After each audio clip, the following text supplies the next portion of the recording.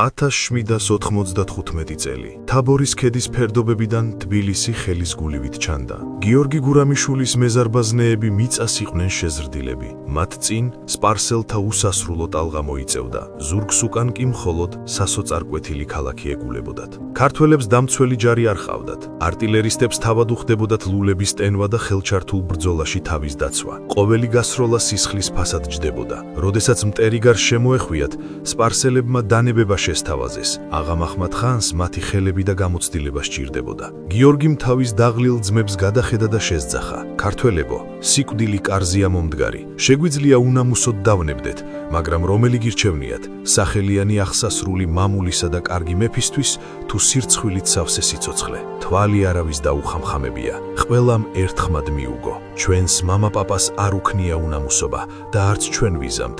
სიკვდილი გვირჩევნია, ღმერთო, გადმოგხედე, დაიძახეს და უკანასკნელი ზალპი მიაყოლეს მომხდურს. მერე კი ხმლები იშიშვლეს. გურამიშვილმა სამი სპარსელი იქვე ჩაჩეხა, მაგრამ მეოთხესთან შეტაკებისას მისი ფოლადის შუაზე გადატყდა. იარაღის გარეშე დარჩენილი მაიორი თავის გაცხელებულ ზარბაზანს ჩაეხუტა და ბოლოჯერ ამოიხრიალა.